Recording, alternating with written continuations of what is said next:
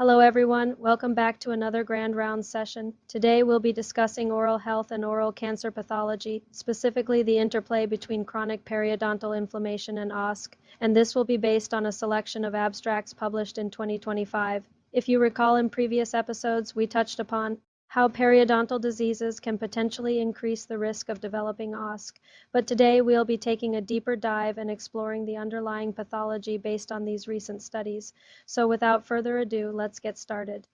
First, we'll talk about periodontitis and molecular pathology of OSC. The first article we're going to discuss is a critical review published in 2025, which highlights the intricate relationship between periodontitis and OSC. What makes this study particularly interesting is the identification of significant overlap in the activation of the Wnt β-catenin pathway in both periodontitis and oral carcinogenesis. According to the authors, the upregulation of various Wnt ligands such as WNT3, Wnt3A, Wnt5b, and Wnt7b plays a crucial role in the pathogenesis of both conditions, suggesting a potential molecular convergence that might drive malignant transformation from dysplastic to carcinoma states. One of the key aspects of this study is the focus on Wnt ligands and receptors.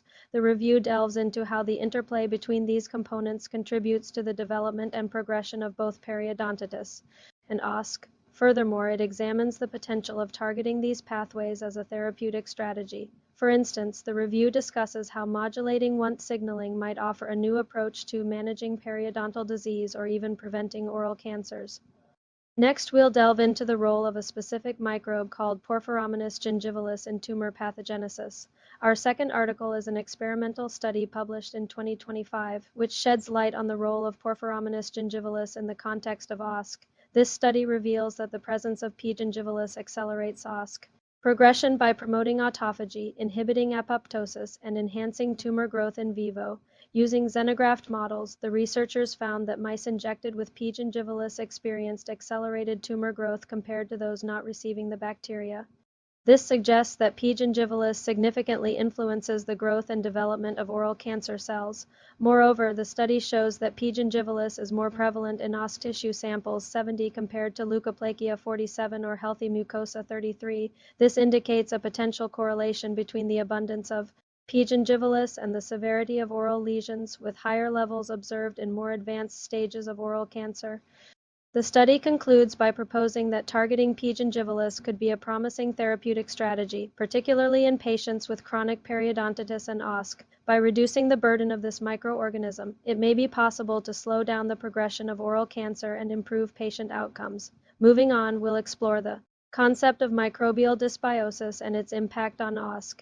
Our third article is a systematic review and meta-analysis published in 2025. It provides valuable insights into the connection between microbial dysbiosis and OSC. The review highlights consistent findings across various studies showing that OSC is linked to a decrease in healthy commensals such as streptococcus and an increase in periodontal pathogens like Porphyromonas, Treponema denticola, Capnocytophaga, and Prevotella. The authors suggest that this shift in the oral microbiome, known as dysbiosis, promotes inflammation and may directly contribute to tumorigenesis. The study also notes that certain bacteria, such as Streptococcus pneumonia and Fusobacterium nucleatum, have been found in higher concentrations in OSC lesions compared to adjacent normal tissues. This finding points towards a potential role for these bacteria in the development and progression of oral cancer. The review concludes by emphasizing the significance of understanding the oral microbiome in the context of OSC. By unraveling the complex interactions between oral microbes and the host's immune system, researchers hope to develop more effective strategies for early detection, diagnosis, and treatment of oral cancer. The fourth study we are going to discuss is a nested cohort analysis published in 2025. It investigates the association between specific oral bacteria and the risk of developing HNH. Using data from the International Association for Dental Research or Oral Microbiome database, the researchers identified 13 bacterial taxa that were differentially abundant in individuals who developed HNSC. These taxa included 8 periodontal pathogens and 5 commensal species commonly found in the oral cavity. Notably, the presence of Prevotella intermedia, Peptostrepticus stomatis, and Selenomonas noxia was associated with an increased risk of HNH. Interestingly, the study also found that a composite microbial risk score based on the relative abundance of these 13 species could predict the risk of developing HNH. The authors reported that individuals with elevated microbial risk scores had a 50% increased risk of developing HNH compared to those with lower scores. This suggests that assessing the composition of the oral microbiome may help identify individuals who are at a higher risk of developing HNH, allowing for closer monitoring or preventive interventions. Now we'll move on to the fifth study, which focuses on histopathological risk markers in oral squamous cell carcinoma. This study, published in 2025, highlights the prognostic significance of specific histopathological features in OSC. The study found that tumor budding, defined as the presence of small clusters of tumor cells at the invasive front, is an independent predictor of recurrence in OSC. Additionally, the depth of invasion and lymphovascular invasion were also found to be strongly correlated with both recurrence and overall survival. These findings suggest that incorporating these histologic parameters into pathology assessments and staging protocols could help stratify patients based on their risk of recurrence and prognosis. The study emphasizes the importance of detailed histopathological examination of OSC biopsies to guide treatment decisions and predict patient outcomes. By carefully evaluating features like tumor budding, depth of invasion, and lymphovascular invasion, pathologists and clinicians can work together to develop more personalized treatment plans and provide better care for patients with OSC. And finally, we'll explore the integration of molecular and histopathological cues in OSC. Our sixth study is a brief report published in 2025, which proposes a model for how periodontal pathogenic bacteria may promote oral carcinogenesis through epigenetic modifications. The authors suggest that periodontal pathogenic bacteria, particularly Porphyromonas gingivalis, can activate inflammatory cascades via lipopolysaccharide LPs, engaging toll-like receptor signaling TLRs, leading to increased expression of IL-1, IL-6, TNF, NF-κB, and the Wnt pathway. This creates a tumor-promoting environment and enhances epithelial dysplasia progression to carcinoma. Notably, these molecular signatures often correlate with histologic features such as invasive growth, budding, and perineural invasion. The study proposes that the combination of microbial, molecular, and histomorphologic data could lead to refined risk stratification, aiding early detection and prevention of oral premalignancy and cancer. This model highlights the importance of considering both the host's genetic makeup and the environmental factors such as oral microbes when studying OSC. By understanding how these factors interact, researchers can gain a more comprehensive view of the disease and develop more effective prevention and treatment strategies.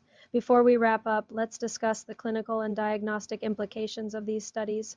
The first implication pertains to salivary and tissue biomarkers. Elevated levels of IL-6, microbial DNA signatures, and epigenetic markers such as altered methylation profiles have shown promise in early OSC detection, particularly in patients with chronic periodontal disease.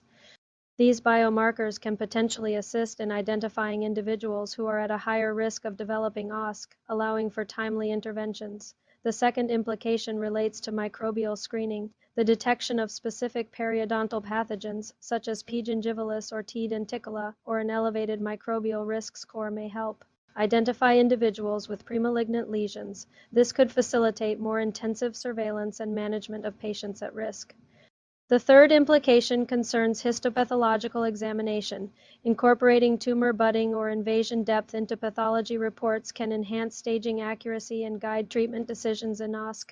Advanced histopathology tools coupled with AI-driven image analysis may facilitate the detection of subtle premalignant features and integration of various risk data. This could lead to a more precise risk stratification and improved early detection of OSC. The fourth implication lies in the use of AI-enhanced digital assessment.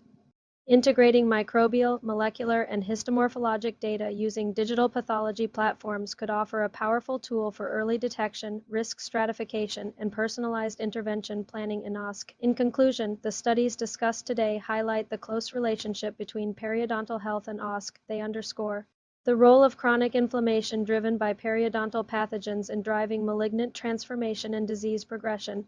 As we look to the future, several research avenues hold promise. Prospective studies are needed to establish whether the shifts in the periodontal microbiome drive malignant transformation in oral potentially malignant disorders. Opened longitudinal tissue studies that couple epigenetic profiling, microbial sampling, and histopathology may help clarify causative pathways. Additionally, AI-driven Multimodal pathology models that combine imaging, molecular markers, and clinical data could facilitate personalized early detection and intervention strategies. Targeting pathways like β-catenin or autophagy modulation in high-risk periodontal patients also presents an exciting therapeutic avenue by continuing to unravel the complexities of the oral microbiome and its interplay with host factors. Researchers hope to develop more effective strategies for the prevention, early detection, and treatment of OSC. Thank you all for joining me on this episode of Grand Rounds. If you found this discussion insightful, please don't forget to show your support. We'd love to have you back for more in-depth discussions on various topics in pathology and medicine. Until next time, stay curious and keep learning.